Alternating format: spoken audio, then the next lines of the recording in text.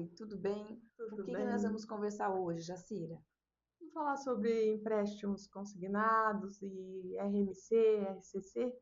São contratos que atingem bastante, né, os seus clientes. Verdade, lá no escritório às vezes tem muitas queixas, né? Clientes que fez o empréstimo, não lembra que fez, ou fez na verdade, nem um empréstimo, fez um refinanciamento. Só que como são pessoas com pouco estudo, pouco conhecimento, eles entendem que é um empréstimo novo. Na verdade, não é. Então, assim, e até o RMC, né? O cartão de crédito, que às vezes eles nem sabem que tem. Existe, né, um empréstimo em cima do cartão de crédito e nunca receberam esse cartão. O que você pode estar nos falando e orientando os clientes sobre como proceder e o que fazer? Então, vamos falar primeiro sobre os empréstimos.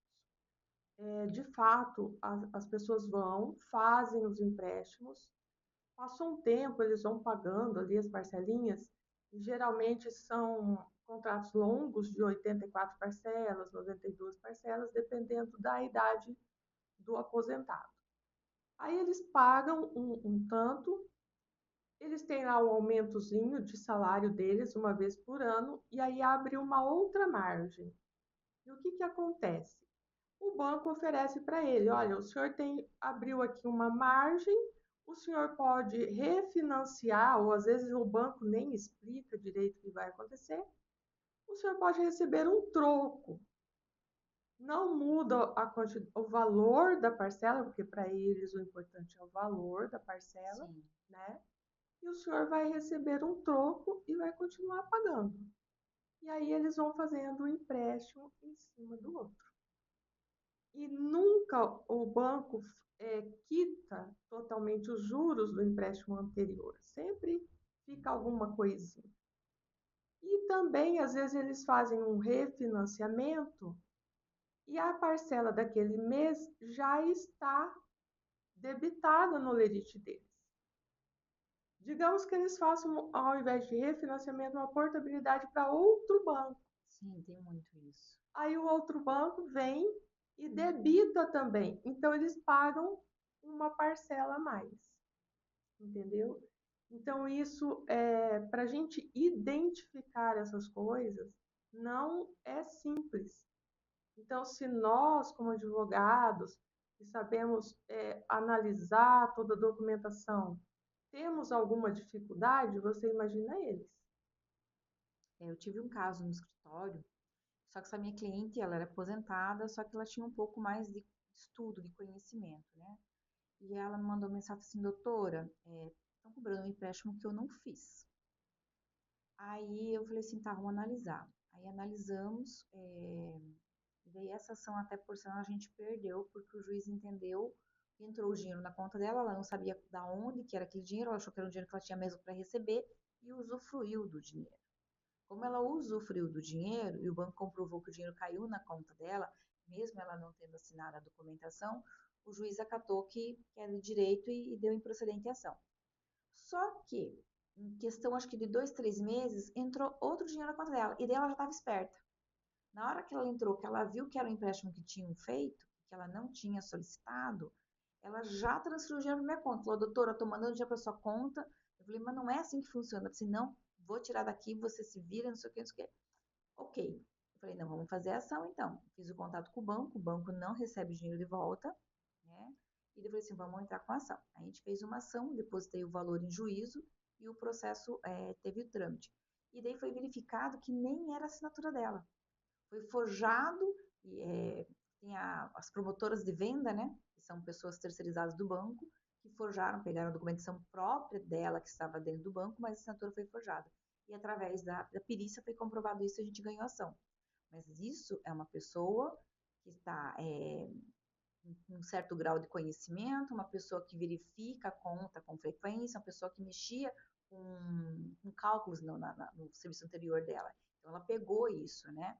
Agora, tem muitos casos de clientes, né, de senhores, que nem estudo tem e não vê isso. Como que eles podem estar fazendo para se proteger ou verificar se isso aconteceu com eles? Então, eu estou, inclusive, com um caso lá no escritório e, e essa senhorinha é uma senhorinha bem simplesinha assim. Ela está pagando uma parcela desde 2020. O contrato foi assinado dias depois que ela enterrou o marido que tinha morrido na Covid. Então ela fala para mim, doutor, eu não peguei esse dinheiro. E o que, que eu faço? Porque se eu ajuizo a ação alegando que ela não pegou esse dinheiro e o banco vem e comprova que depositou esse dinheiro na conta dela, eu corro o risco de sofrer até multa por litigância de má-fé. Correto. Então, eu estou fazendo toda uma investigação.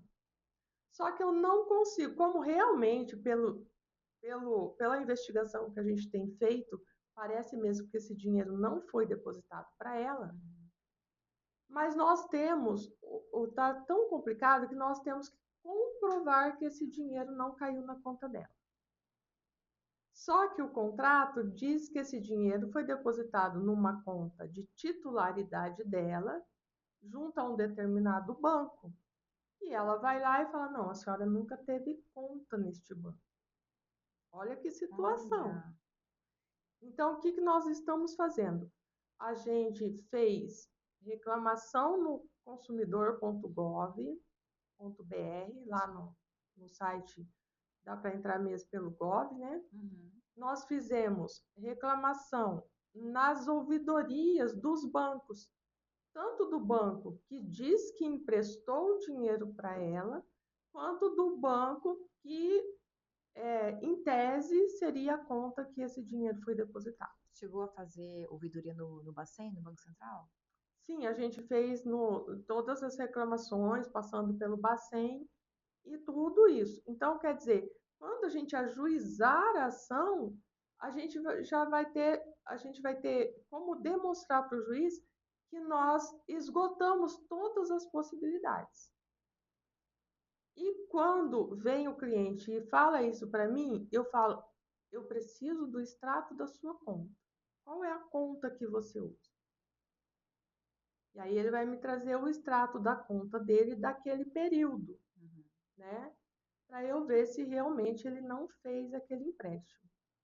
Ou, quando é uma coisa recente, essa sua cliente fez corretamente. Deposita o dinheiro em juízo e aí você consegue ganhar a ação. E foi o que aconteceu. Ganhou, comprovou pela perícia que não era assinatura dela, foi forjada, né? E daí foi procedente. Os bancos, infelizmente, eles não prestam as informações com clareza, eles, eles não demonstram nada, eles exigem que a pessoa assine um contrato de 20, 25 laudas pelo aplicativo do celular, né? E aí, até você comprovar que a pessoa não teve ciência com clareza do que ela estava assinando, é muito complexo. Eu tenho um caso, o cliente foi contactado por um banco, o correspondente bancário, dizendo que ele teria esse troco. Esse bem o termo que eles usam. É, Sem o dinheiro para receber. E o cliente fica sim. feliz com o dinheiro receber sem precisar pagar. É muito bom, né? E esse troco seria no valor de R$ 6.500. Foi perto do Natal do ano passado. E ele foi lá, feliz da vida, R$ 6.500, né? Vai dar para dar uma equilibrada nas coisas e tal. E quando ele foi ver no extrato da conta dele, tinha um débito de seguro de R$ 4.400. E aí, na ação, o banco apresentou um contrato assinado por ele na data posterior à data do empréstimo, um contrato ele comprando aquele seguro. Uhum. Entende? Então, já é um processo que exige uma prova até testemunhal, não é? Para comprovar realmente que ele não tem condições de analisar todas aquelas folhas, todas as cláusulas, porque no contrato está escrito lá, seguro prestamista tal valor ser contratado. Uhum.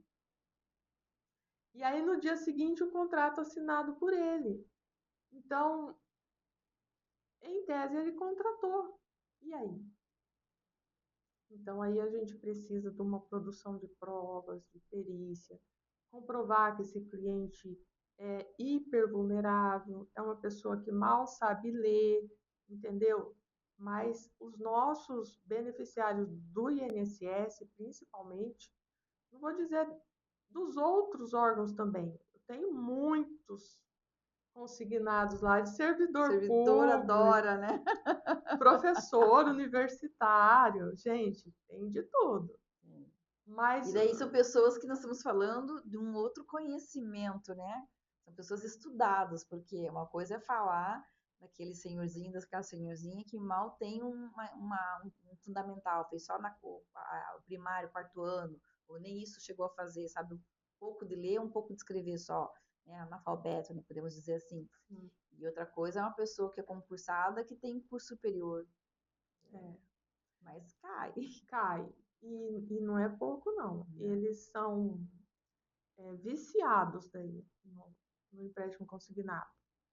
Até uma vez a gente estava num grupo de mentoria e o mentor perguntou, foi perguntando para cada advogado o que, que fazia. Eu falei assim, eu atendo viciados, Conheço essa turma. trabalho na recuperação, então eu falei desse jeito, de viciados em empréstimo consignado, porque infelizmente tem muito.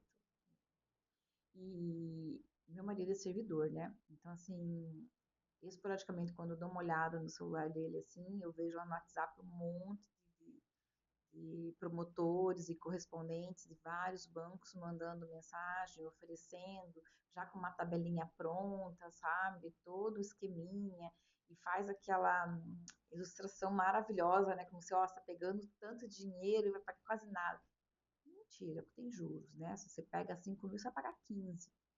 Não tem milagre nessa história, nessa Não, conta, entendeu? Mas o modo como eles vendem o produto, né? O serviço que eles estão vendendo, é muito interessante, muito vantajoso, que não é, infelizmente não é. E aí fica nisso que você disse mesmo, né? Vira um círculo vicioso, vira uma grande bola de neve que nunca consegue sair desse buraco. Tá sempre atolado, né? é, é bem complicado, porque daí eles vão fazendo portabilidade, porque tem um banco que diz que cobra um juro melhor do que o outro. E, na verdade, depois a gente analisando os contratos, eu tive um caso agora recente, que ele fez uma portabilidade de um banco para outro, porque o banco que estava comprando A dívida. a dívida disse para ele que a taxa era melhor. Não era. A taxa anterior era menos de 1%. E a taxa do banco que estava comprando era 1,20. Eu falei para ele, olha aqui. E era um servidor público municipal e que tem um salário de mais de 20 mil reais e ele está super endividado. Então, esses já tomam outro caminho. A solução para a vida dele é a ação de superendividamento. Uhum. Não, eu não tenho nem como analisar um por um dos contratos, de tanto contrato que tem. Então, eu prefiro assim juntar tudo, descobrir o mínimo o existencial dele, né? O mínimo existencial. Olha, ele tem essa despesa, só que ele está recebendo um valor líquido que não dá conta, porque ele está com 60, 70% do salário dele comprometido.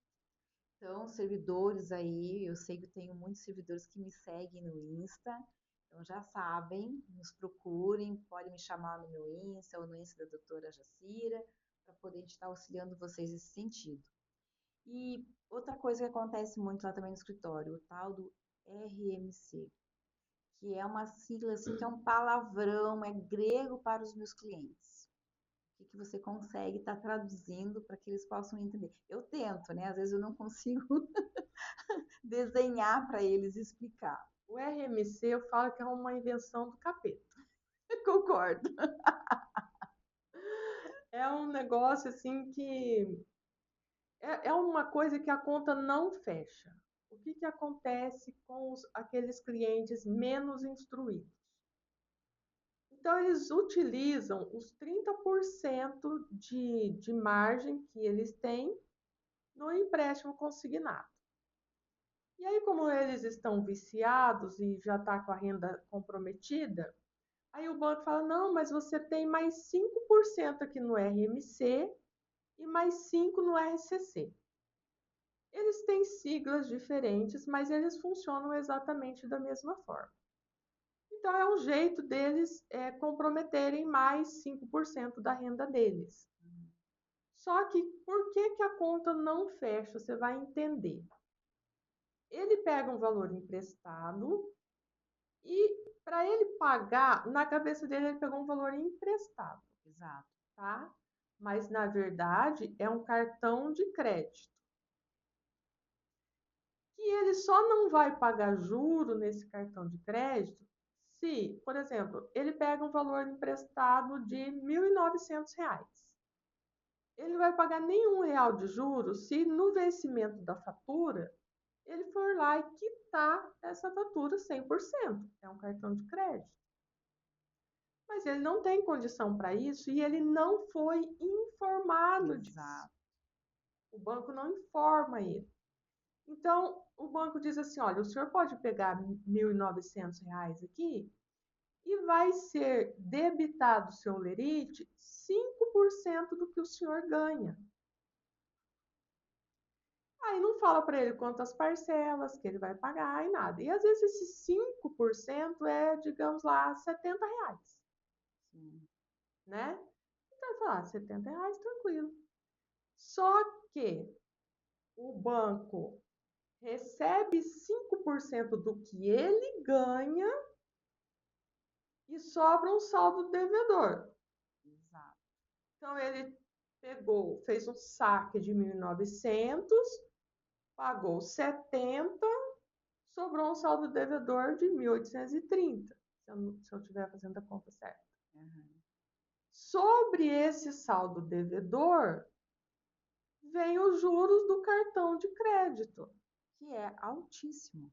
No caso do RMC do aposentado INSS, pela Instrução Normativa 138, é 3, alguma coisinha, acho que é 306. Mas a conta não bate, porque às vezes ele não ganha R$ 1.900. Se ele ganha um salário A mínimo, maioria recebe um salário mínimo. entendeu? Então, assim, o banco cobra 5% do salário dele e 3% sobre o saldo devedor. E todo mês, todo mês, todo mês. Então, a minha sogra, ela ficou viúva, né? E daí começou a receber a pensão do meu sogro. E daí no banco, né, ela foi lá para fazer a regulamentar a documentação, da conta e tal. Eles ofereceram esse cartão maravilhoso do aposentado, que você faz a compra no cartão de crédito e é descontado o valor no contra-cheque, né? No lerite deles, a folha de pagamento. Ok. E assim, ela estava usando. Só que em nenhum momento eles falaram que ia ter esse desconto, que é uma porcentagem, e que viria a fatura que ela nunca recebeu, que ela teria que pagar essa fatura, senão era juros sobre juros. Aí foi 1 mês, 2 meses, aí não sei o que aconteceu lá que ela viu, ela já veio conversar comigo. Aí eu falei assim, não, cancela. Tá usando, aí eu usei uma coisa, cancela, cancela, porque se a senhora não está pagando a fatura, vai ficar essa fatura, esse valor vai ficar com saldo devedor e vai acumulando, acumulando. Falei, vamos, como ela fez uma compra pequena, eu falei, não, quita isso tudo e manda cancelar. E foi feito, mas foi isso. Eles não falam, Não. não orientam. Por exemplo, meu marido é uma pessoa instruída, então ele recebe, ele tem o cartão RMC, inclusive ele recebeu em casa, Uhum. né? E aí ele faz compras com o cartão. Só que no olerite dele desconta os 5% e o resto ele paga a fatura. Então ele nunca vai ter problema. Sim, Mas o que, que acontece na maioria das vezes? Eles não enviam o cartão, esse cartão não é desbloqueado esse cartão não é usado para compra. São só saques suplementares que eles falam. E o aposentado ou pensionista nem tem ciência que tem uma fatura a ser paga, né? Esse que é o maior Não. problema. Quando a gente ajuiza a ação, o banco traz as faturas todas no processo. Só que ele não comprova que ele enviou aquela fatura no endereço do aposentado, entendeu? E, infelizmente, muitas vezes o juiz entende. Ah, não, a fatura está aí, ele não pagou porque ele não quis. Primeiro, que ele não teria condição de pagar, Sim, porque quem ganha R$ 1.500 não vai pagar uma fatura de 1.900, não vai. exato. Segundo, que ele não recebeu a fatura. E o banco junta a fatura, mas não comprova que enviou. Esse, essa é uma dificuldade que nós enfrentamos, né? Porque não tem ali a comprovação de envio. Então, mesmo que ele quisesse pagar essa fatura, ele não teria em mãos. E, infelizmente, essas minúcias não são esclarecidas no momento de oferecer esse produto para o cliente. É, ele sofre, né? Eles sofrem. Eu tenho um caso lá, ele está pagando desde 2017. Veja quantas parcelas ele já pagou. Aí eu faço o cálculo. Tá? No contrato, ele tem até o contrato. Esse tem Uhum. o contrato. Então, no contrato tem lá, no lugar no campo onde deveria constar o número de parcelas, não consta nada. Então, vou fazer a conta. A conta não é difícil de você fazer. Você tem o valor que ele tomou emprestado. Sim. Você tem o valor de cada parcela. E você tem a taxa de juros. Você joga na calculadora do cidadão. Qualquer um tem acesso à calculadora do cidadão. Ela vai dar quantas parcelas ele tem que pagar nessas condições. Uhum. Emprestou tanto, paga tanto de parcela, a 3% de juros ao mês. Ah, isso vai dar 50 parcelas. Então, por que ele já está pagando a centésima? Entendeu? O que ele paga além disso é um lucro excessivo do banco em detrimento do aposentado, da renda familiar e alimentar dele. E deixa eu te fazer uma pergunta que eu acho que muitas pessoas em casa devem estar pensando e querendo perguntar. Descobrindo isso, vendo que pagou a mais do que devia, eles conseguem estar entrando com uma ação contra o banco para recuperar esse valor pago a mais e conseguem também danos morais? Olha, doutora Karine, nós temos decisões é, bem favoráveis nesse sentido, tá? O Tribunal de Minas Gerais tem, inclusive, uma decisão de demandas repetitivas. Uhum. O IRDR 73 do Tribunal de Minas, ele traz para nós 11 teses que nós utilizamos nessas ações de RMC e RCC. Uhum. Tá? Aqui no nosso tribunal, eu não estou conseguindo fazer com que os juízes entendam a sistemática desse cartão. Tá? Então, na primeira instância, tem juiz que entende e até converte esse contrato em contrato consignado, que aí a gente baixa o valor até dos juros, Uhum. né? Porque o juros do cartão é de 3 e alguma coisa, e do consignado é menos de 2%. Então a gente consegue fazer essa conversão, né? No tribunal, dependendo, ainda não existe um Depende, entendimento pacífico. depende da turma que cai. Exatamente. O pessoal aí de casa entender, existe, né, no tribunal, no TJ, várias turmas. Então não é uma turma só que decide. E daí é por sorteio. E aí, se cair esse recurso para uma turma que é favorável, ok. Se não, sim. É triste. Mas aí nós temos utilizado o IRDR de Minas e nós temos recorrido até onde dá, pedindo a devolução em dobro, porque eu tenho um caso lá, o cliente, eu comprovei por cálculo que ele terminou de pagar na parcela de número 50 e ele já pagou mais de 90. Então, e eu nem estou pedindo a conversão, tá? Eu estou usando a taxa de juros do cartão mesmo, não estou pedindo conversão nem nada.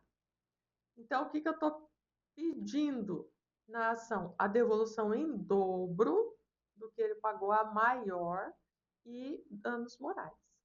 Está tendo essa devolução em dobro, porque eu tive alguns processos no escritório que eles fazem devolução simples.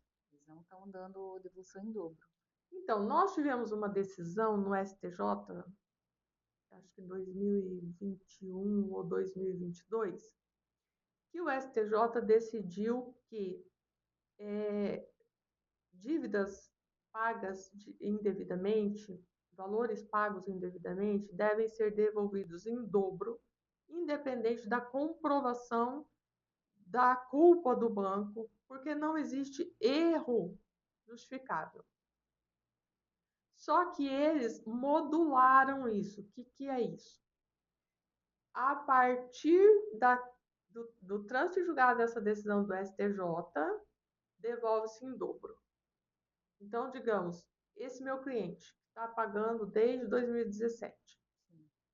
Em tese, ele teria terminado de pagar em 2020, tá? O que ele pagou a mais até essa decisão do STJ, em tese, ele vai ter devolvido da forma simples. A partir da decisão do STJ, aí de forma dobrada. Sempre aliviando as contas do banco. É, a gente. O banco é um adversário forte. Sim. Né? É um adversário muito forte. Mas, assim, eu acho que quem muda a jurisprudência é o advogado. Sim, com o nosso trabalho, né?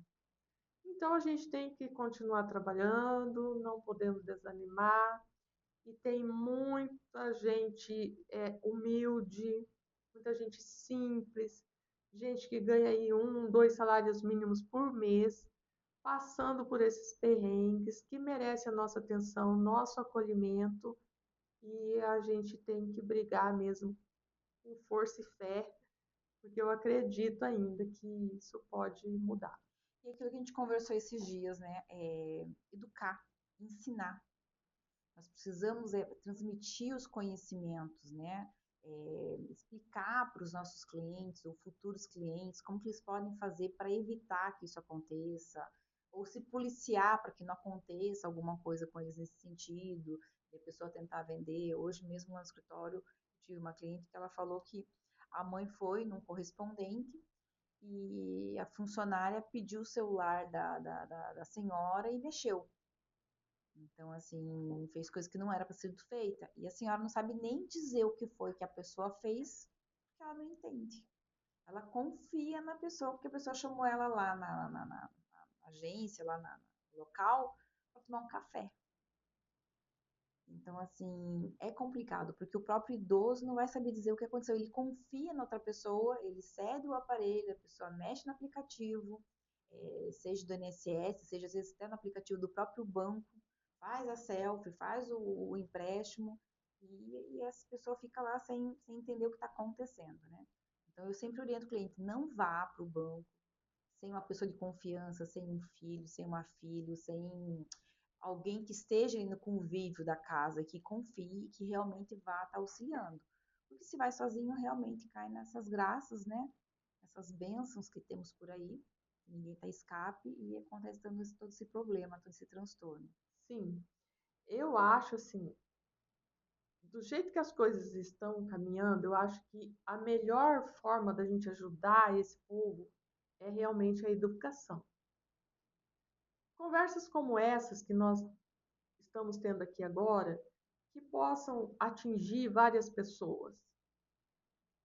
é, pequenos vídeos no Instagram, no Facebook, no TikTok, coisas que eduquem mesmo, que ensinem.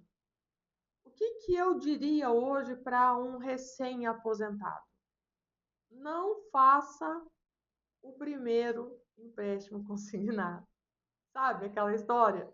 Não tome o primeiro gole, não dê o primeiro trago. Eu tô rindo Mais ou aqui. menos por aí. Eu tô rindo porque lá no escritório a gente atende muito pessoas no caso de LOAS, né, que é o benefício essencial. Então, é um benefício que ele não é uma aposentadoria, apesar que muitos alegam, eu tô aposentado. Você vai analisar, não é aposentadoria LOAS, né? É benefício. Então, quando eu consigo, tanto administrativo ou no judicial, o benefício para esse cliente, quando tem o primeiro pagamento, antes de ir ao banco, eu peço que vá no escritório, aí eu explico todo o processo, como que foi, tal, falo qual que é o banco, o dia que vai ser, qual que é a data, que vai ser sempre dos outros pagamentos.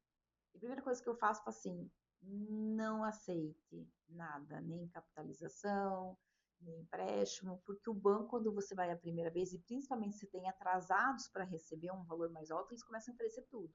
Eu falei, não aceite. Eu falei, lógico, não estou dizendo para você que se ficar doente, uma questão de vida ou morte, saúde, não, você não possa fazer um empréstimo, que daí é um caso à parte, né?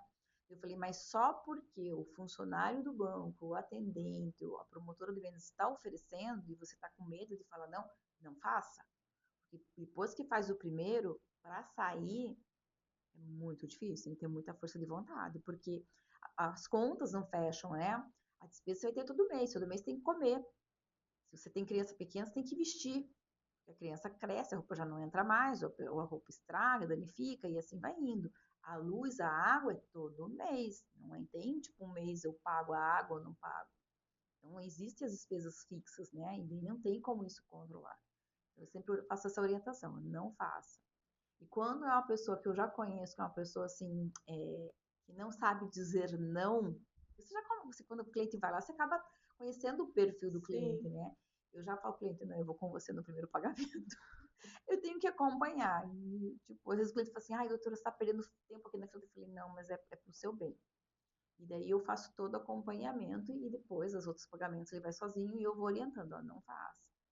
E outra coisa que nós estamos até conversando, que é quando tem a concessão, né? Muito antes de a gente ver no sistema, receber uma intimação, uma notificação que teve deferimento do benefício do segurado, o segurado já está recebendo mensagem para fazer o empréstimo consignado. É um absurdo como que eles são, parecem tipo urubu em cima de carniça, né? É outra coisa que eu não sei como que acontece, porque como foi que os dados desse aposentado foram parar nas mãos dos correspondentes bancários? Eu não consigo entender isso. Nós temos a Lei Geral de Proteção de Dados. Onde está esse furo? Eu acho que é o banco. Então, mas como que o banco consegue os dados do recém-aposentado? Como é que o banco sabe, por exemplo, eu sou aposentado do INSS, Uhum. né? Eu contribuí, depois que eu me tornei advogada, eu contribuía lá só sobre um salário mínimo. Sim. Então, eu sou aposentado com um salário mínimo. Antes do meu advogado me comunicar que eu tinha sido aposentada, eu recebi ligação de correspondente bancário. Então, peraí, como? O INSS comunica? Como que ele tem acesso a esses dados do INSS? Eu acho, né? Eu já trabalhei dentro de banco, mas eu estou muito tempo fora, mas eu acho que eles devem receber uma listagem do Banco X. O Banco X, ele vai fazer pagamento, né? Ele tem um convênio lá com o INSS, vai fazer pagamento dos aposentados. Então, quando vem um novo, eu creio que o banco deve ter esse relatório e deve repassar para os terceirizados Os correspondentes. para fazer a abordagem. Porque não tem outra. Eu trabalhei em banco, saí há 30 anos, faz 30 anos que eu Ontem! saí do banco. Então, quando eu trabalhava em banco, não existiam esses produtos, né, Uhum. de empréstimo consignado, de jeito nenhum, nem INSS, nem nada, não existia, né? Sim, A gente oferecia, não existia correspondente bancário, exato. Era o próprio funcionário que fazia o a gente reconhecimento oferecia ali o crédito pessoal, os empréstimos, enfim. Agora, uma coisa que já existia eram as metas, né? que ainda existe, né? E eu acho que é cada vez mais voraz, né, na cabeça do correspondente bancário, ele tem que cumprir, tem que vender aquele produto. Então, o meu conselho é esse: não faça o primeiro, porque ele tem um prazo muito longo, são 84 parcelas, 72 parcelas, 90 e tantas parcelas. Então, assim, no decorrer desse tempo, essas, o seu salário, que hoje é 1.518, de repente está recebendo 1.200, 1.100. Então, esse valor te faz falta. E às vezes eu vejo lá para o escritório que não é nem para ele que faz o empréstimo, ele faz para terceiros, para ajudar Um um filho, um filho. neto, um sobrinho, um Exatamente, vizinho. exatamente. É, existe muito isso. E o RMC e SC, meu conselho é que não façam nem sob tortura. Jamais. Ou então, o dinheiro que vai da primeira parcela, consulte um advogado, pague uma consulta para um advogado, Sim. né? E esse advogado vai orientar. Olha, isso aqui faz, isso aqui não faz, isso pode. Porque tem contratos, Karine, que aparecem no meu escritório e que eles estão bonitinhos. A taxa está ok, aquela taxa mesmo está dentro da legalidade. O banco contratou a taxa, está cobrando a taxa contratada. Uhum. E tem outro detalhe, viu? O banco às vezes lança uma taxa lá no contrato, mas aí a hora que você vai fazer o cálculo, ele não está A taxa, cobrando aquela a taxa. taxa não está Não batendo. está batendo, tá? Aí vem o banco e fala: ah, mas eu não estou cobrando juro abusivo. Mas eu não estou falando com juro abusivo. Eu estou falando que você não está cumprindo o que você contratou com o cliente. Então, é outra tese que nós usamos, a tese do descumprimento contratual. Porque pensa comigo, se você tem um empréstimo que você tem que pagar R$ 299 de parcela. Você chega lá no banco e fala: não, esse mês eu não tenho 299, eu tenho 290. O banco vai receber? Não. Não. Por que que o banco Nem na fila da panificadora, se você não tiver o dinheiro para comprar o pão, não é. não leva? Então, por que que o banco contrata 1,2 com você? É ele quem faz esse contrato.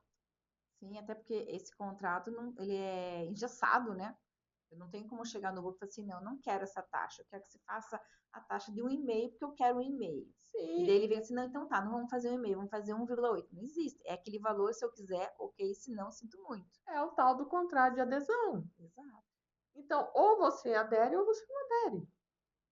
Então, se ele colocou ali no contrato 1,2, por que que ele está cobrando 1,5 e você tem que pagar 1,5 só porque não é abusivo? É bem isso. Não é? Então, é outra discussão. A gente tem contrato que chega lá, o banco contratou 1,2, está cobrando 1,2, está tudo certinho. Mas é raro, né? É raro, mas acontece, sabe? Tá tudo certinho.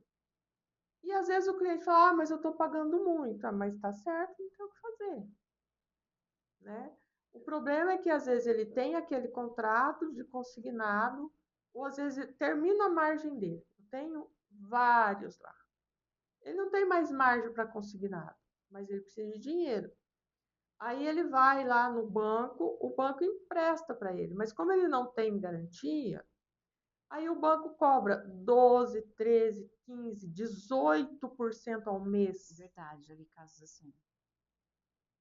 Eu tô com um lá, que eu tô com os cálculos prontos, a inicial prontinha. Eu acho que ele tem 5 contratos. Ele era assim, ó. Ele fazia, terminava aquele, ele fazia outro, mais 12 meses. Terminava aquele, mais 12 meses. Mas como a gente pode rever os últimos 10 anos, independente do contrato estar quitado ou não, então ele estava pagando taxa de juros de 18, 19, Olha, eu acho que vai 15% ao aparecer mês. muitas pessoas te procurando no Instagram, viu? O pessoal vai revirar as gavetas para pegar os contratos antigos que não tenham mais de 10 anos para poder entrar com a ação. Os últimos 10 anos a gente está revendo. Pode rever, né? Ah, A lei permite. Então, realmente, nossa, é uma infinidade de possibilidades.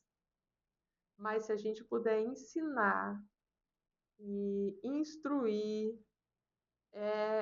a instrução é essa. Só façam empréstimos consignados em caso assim de extrema necessidade. RMC e SCC nem sob tortura. então. E nós temos essa dificuldade, né? Porque o ideal seria educar desde a infância. E nós não temos essa matéria, né, nas escolas. Outra coisa que eu digo, que eu sou nova, viu, gente? Mas eu lembro do meu ensino médio, que a gente tinha uma matéria que é o SBP, eu acho que era isso, era alguma coisa social brasileira, Organização isso, o SBP, Social isso. Brasileira. Então lá, Política brasileira. isso, e daí era no ensino médio. E na minha época, o ensino médio não era o científico, né? Dizia-se científico, que é hoje o ensino médio padrão, e tinha os cursos profissionalizantes. E eu, naquela época, fazia técnico de contabilidade. Então, nós tínhamos essa matéria ensinava sobre os três poderes, sobre a função dos poderes. Então, eu acho assim que é necessário ter esse conteúdo, né, para os jovens, saber e poder exigir, porque hoje o jovem levanta uma bandeira, mas na verdade ele nem sabe o que significa aquela bandeira. Ele é perdido, ele é alienado, né? Sim, Alguém fala aqui no ouvido dele uma coisa e ele vai seguindo. Mas não vindo falar em viés político, não é essa a nossa ideia, mas assim, na questão de direitos. Hoje até no escritório eu até brinquei, vou sair um pouquinho do nosso tema de empréstimos e de previdenciários, mas eu estava com um problema numa fatura de água, e daí eu já estou no terceiro mês seguido que eu estou tentando negociar com a Sanepar e não ia. Aí eu falei assim, meu, vou ter que ir, eu acho que presencialmente na Sanepar para resolver. Mas aí deu um estalo, falei, não, vou fazer uma reclamação na corregedoria deles, né? Aí entrei lá na reclamação, fiz e tal. Resumindo, já está resolvido. Quer dizer, eu não precisei nem ir presencialmente na Sanepar. E daí até eu falei para o meu colaborador, eu falei, viu como é bom a gente ter conhecimento dos nossos direitos. Porque eu economizei meu tempo, que até a Sanepar resolveu, eu ia pegar senha, eu ia ficar esperando, então ia demandar tempo. E eu consegui, pela própria internet ali, fazer a reclamação e eles mesmos já resolveram, já agilizaram, né? Mas muita gente não faz isso, não sabe. Aí pega a senha, chega lá e não resolve. Então, assim, o conhecimento é uma moeda muito importante. Então, nossa conversa hoje, nós estamos com a função de estar orientando, explicando como que funciona, o que pode, o que não pode, como que deve proceder. Como você mesmo disse agora há pouco, em vez de pagar o empréstimo, lá fazer o empréstimo, procure um advogado para ter uma orientação. E uma coisa que eu sempre falo também no escritório, o barato às vezes sai caro, você quer economizar, não vou pagar, porque o povo tem muito a cultura de achar que não há necessidade de pagar uma consulta para o advogado. é. Não vou pagar consulta, porque não precisa. Eu só tenho. Esses dias eu ri, porque esses dias ligaram no escritório e falaram assim: ah, mas é só uma perguntinha. Eu falei, então, para responder essa tua perguntinha, vamos marcar um horário, eu vou dar o atendimento e você pode fazer quantas perguntas quiser naquele horário da consulta. Ah, mas a consulta tem cobrança? Eu falei, sim. Como você vai no médico para saber se você tem uma doença ou não, e o médico para dizer para você se tem uma doença ou não e qual o tratamento você vai fazer, ele te cobra o atendimento. Eu falei a mesma coisa no escritório. Então, às vezes a pessoa não quer ter esse curso de pagar o advogado, pagar a consulta, mas aí ele faz uma coisa errada, um empréstimo desse errado, e paga muito mais. Muito mais. Muito mais. E existem também fora desse nicho, né, dos consignados. A gente trabalha também com outros contratos, empréstimo pessoal, conta corrente, cheque especial. E acontece muito assim, da gente conseguir negociar com o banco, né, de diminuir aquela dívida.